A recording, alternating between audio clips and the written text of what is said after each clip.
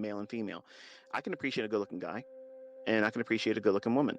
And some of these folks that I have as students, they literally have nothing wrong with them physically. They look, by all standards, they are attractive. They're successful people. They're doing well in their careers, and they're doing well in trading.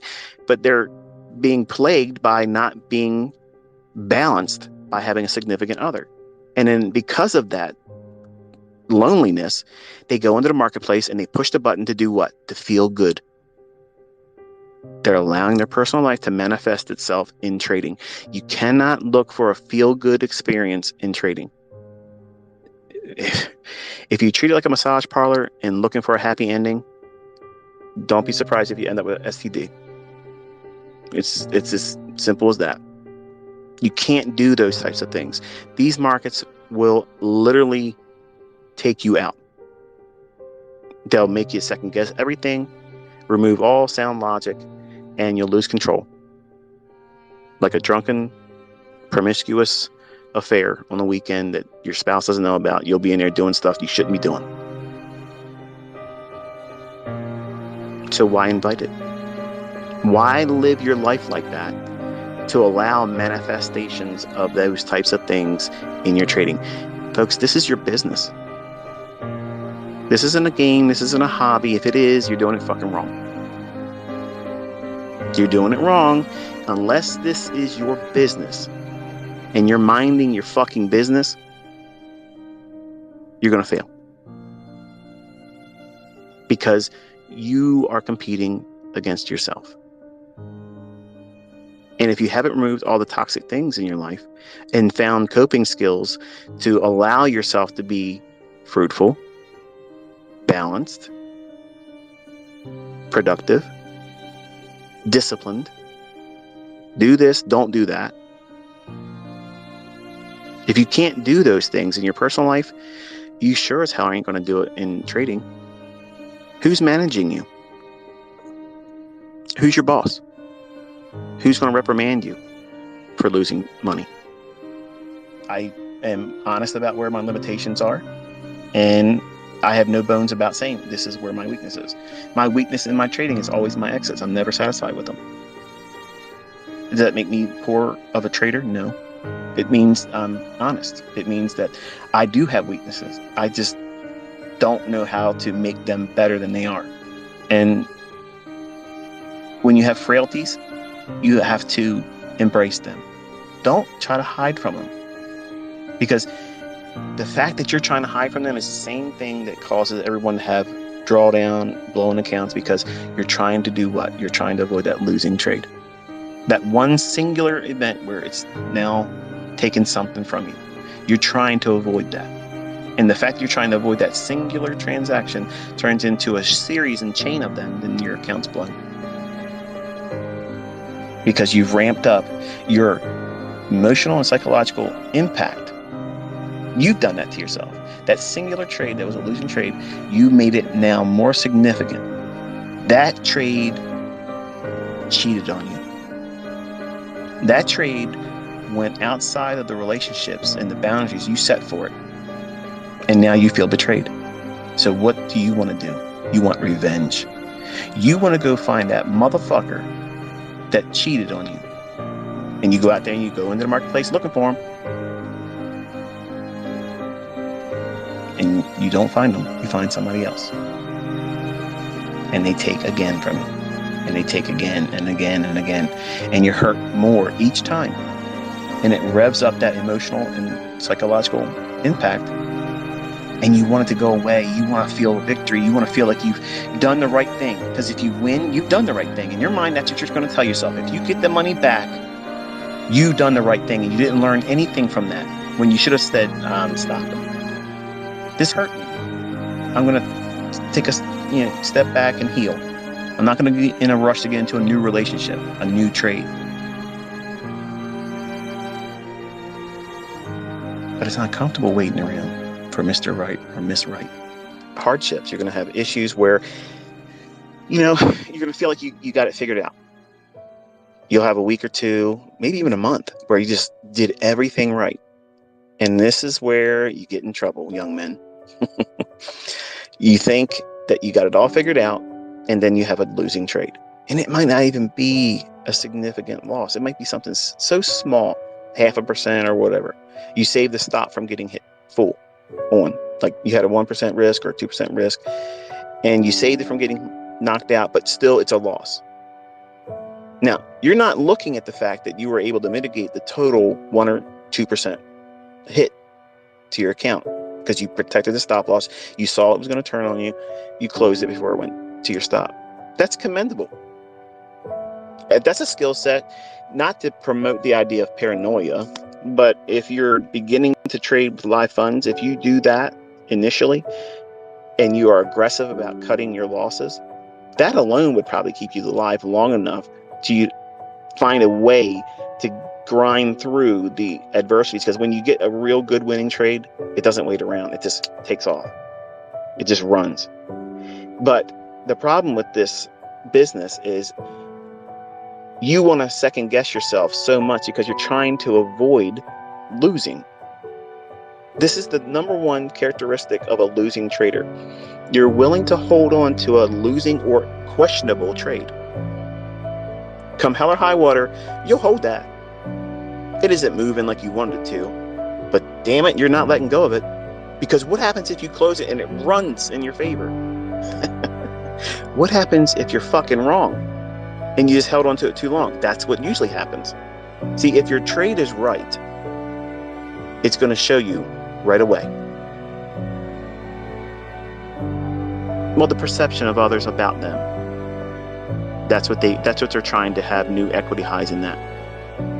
And that's the problem. When you go out and you start challenging people, especially people that's been doing it a long time, and you can't bring those results, that will rattle you, especially if you're a male. A male takes that personal. Again, it's like you're saying that they aren't that large downstairs. That's how they'll take it. That's what it feels like for a man in trading. If they are sizing up with someone else or someone else is calling them or tapping them on the shoulder, that feeling of, I got to live up to that. Because what if everyone else thinks that I can't do this and can't do that? And then what they do is they start doing things that they can't really do.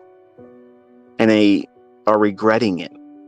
My FX books, announcing they're going to do funded challenges, all that kind of stuff. Don't do those things. If you don't do those things, I guarantee you your results will be phenomenal because you're placing no image in the results. You have no expectations held of yourself. You're not saying, I have to hit 20%. I got to do 10% a week. I got to do 100% in a month and a half or 2 months. All those types of goals are stupid. If you haven't been trading for at least 3 years and you're trying to do stuff like that, you're really making it more difficult than it needs to be. Versus, what happens if you just try to make 2% a week? Would you be happy if you had a funded account with, I don't know, $100,000 and you tripled it over the course of a year? I mean, how many of you would be like, fuck you, I don't want $200,000. Are you crazy? $200,000? What the hell would I want to have $200,000 for? That's insulting, ICT. Why would you even ask me that? That's what some of you are basically saying without saying those words. Because you want to double your account every month. What would $200,000 a year do for someone like yourself? Would it change your comfort? Would it make things a little bit easier? How about get yourself out of debt? Well, you don't have to work very hard to get that kind of result. It's very small little micro moves that you have to do. But when you make them for the week, you have to stop. Don't place any more Olympic feats on top of you. Don't try to live up to everyone's expectations of, hey, you're an ICT student, so you should be out there killing it like ICT style. No. One good trade a week. Do it and be done. It's about making money. It's about making money, folks, okay? It doesn't matter how many little hearts you get behind your Twitter posts or how many fanfare you get from all these other, I don't even know how Instagram works. Whatever that stuff is that would fluff a person up. Those things don't matter. Making fucking money does. Paying your bills does. Being able to eat. Taking care of your family. Paying your mortgage off. How about getting a house without a mortgage? Paying your car note off so that way you don't have to make any payments. New set of duds. Clothes. Doing something for someone that wouldn't expect it. Those types of things. That right there, that is a real motivator. Coping skills, going through the processes that I've taught in great detail on my YouTube channel. But the problem is, you're one of those individuals that want ICT to get right to the point. The point is, you don't listen. That's the point. The point is, you don't fucking listen. You're not trying to take good advice, and you just want to do it your way. You want Burger King fucking mentorship, okay? Have it your way. Well, have it your way mentorships don't make millionaires. That's the way that works, okay? It creates emotionally charged traders that hold on to losing trades too long. And then when they fail and blow up in your face, that creates that loser cycle where you want to try to get it back right away. You know what that means? You're going to lose more fucking money. And it just keeps repeating and repeating. And then finally you blow your account. And then what happens? You beat yourself up. Because you're going to look at the trades and say, why the hell did I even do that? There was nothing in the market. Why did I buy that? There was no fair value gap. There was no order block. It didn't even take sell side liquidity. What the fuck was I doing? You're chasing emotional charges that you put behind that decision. You completely abandon all reasoning and why you even are trading. You're not the only one that's done that. Everybody does that. Everybody does it. Why? Why is it so hard? Because you're competing with yourself. You have to live with yourself. You have to wake up in your own skin tomorrow and the day after. And the decisions that you make today and yesterday and what you'll make tomorrow come with consequences.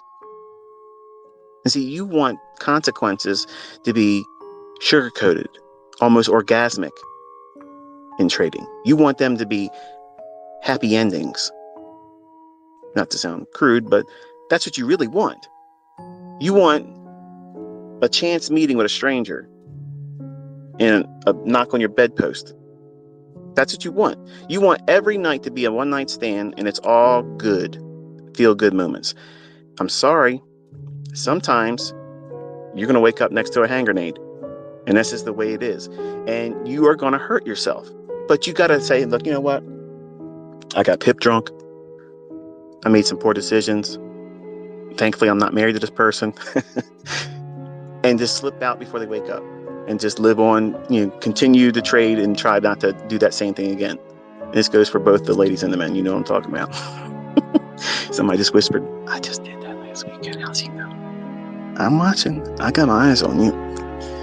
But the reason why it's so difficult trading is because you're competing against a fucking savage in the making. You are such a formidable adversary that you alone are the one that's holding yourself back. Nobody else is holding you back. These yahoos on the internet that say what you're trying to learn doesn't work and all that didn't stop you. People commenting saying, oh, well, you're doing this and you're doing that. This is the real way of doing it. That doesn't motivate you to go chase that stuff. You're sticking to this. But you're the adversary. If you take the energy that you place in worrying about stupid shit and people that don't matter, and you apply it to yourself and how you can build yourself up so that way you could be useful to yourself and your friends and family that are worth being around. Yes, I said that because there are family members that you shouldn't have in your small circle. And when I cut those out of my life too, man, happiness. Because I'm going to tell you something. When you start making lots of money, your fucking family does not like that. They don't like that. They're going to look at you and say, you know what? This motherfucker here. I never noticed this bitch has an ego problem. Look at him. He's buying these cars. Now, I didn't drive my car over to their house. I didn't say, this is how much I pay for my car. They just found out I bought these cars. This motherfucker, look at him. Now, these are my family. I'm a young guy. I'm trying to do what makes me happy as a young man. And I had family members literally get a case of the ass because I was enjoying what I was able to do. Your friends, don't be surprised if they don't like the fact that you're successful. And they're going to be spiteful because they are too fucking lazy to do the same things that you're willing to give yourself a chance to work and grind through. Success is not something that falls in your lap. You got to work for it. And that means that you got to take your attention away from stupid, silly shit and stupid, silly people and apply it to hard work and be diligent about it and show up every day. And when you do that, results will come. And you're going to find out who your real friends and family are. Because the ones that really love you, they're going to say, you know what? If anybody was going to do it, it was going to be you. And I'm so proud. Look what you've been able to accomplish. That's amazing. Can you show me what you did? Not, look at you, motherfucker. You think you're better than me? Hey, if you got all that money, why don't you give me some? I heard more of the latter than the first. Why the fuck are you going to let people that are not successful tell you how to live your life and give you advice? Or if they tell you something, why are you allowing that to drain you or make you doubt what you're doing this for? If they're not better than you are in success, have more than you, earn more than you, and able to do what you're doing right now better than you, their fucking opinion doesn't matter. Love them from a distance. That's what I did. I didn't disown them. I just simply did not invite them into the conversation of my personal life, how I should live it, and what I should do with my personal wealth, period. You didn't help me. You didn't encourage me to make this fucking money. You sure as fuck are not entitled to tell me how to spend it. Now, out of context, that would sound like, damn, this guy's arrogant. No, I'm being real. If you were in my situation, that's how you would think about it too. Whose business is being ran here? Mine. Nobody runs my business. You didn't build it. You didn't take the risks to grow it. You weren't there to console me when I was low on my accounts. You weren't there to encourage me to say, hey, keep going. None of that was seen by my family members. None of my friends did that either. And you're going to experience the same fucking thing. And guess what? Relish in it. Because when you get it and you arrive here, you got there on your own. None of your fucking friends and your fucking family members can say, we did this for you. We helped you. No, you didn't. You did not do any of that shit. I had to persevere just like you are. And let me tell you something. You can call this arrogance. You can call this ego. You can call it pride, whatever the fuck you want to call it. Okay. I call it conquering demons, because I had every night whispers and doubts coming in my head all the time. What if I really can't do this? What if I can't? What if I fail? What if I have to work the rest of my fucking life? I had to go to bed thinking about that shit. You know what I go to bed thinking about now? Man, I didn't have to do this today. Man, I didn't have to do that today. I look around, I see everybody else flipping out, driving around, losing their fucking mind. Traffic. I don't have to go through that. I don't have to go through that. I'm 50 years old. I don't have those cares in the world. And I want all of you to have that. I want you to have that. That's not privilege. Let me tell you something. I had to work my fucking ass off for this. I had to work. I had to work to make this work for me. It's normal. That part is normal.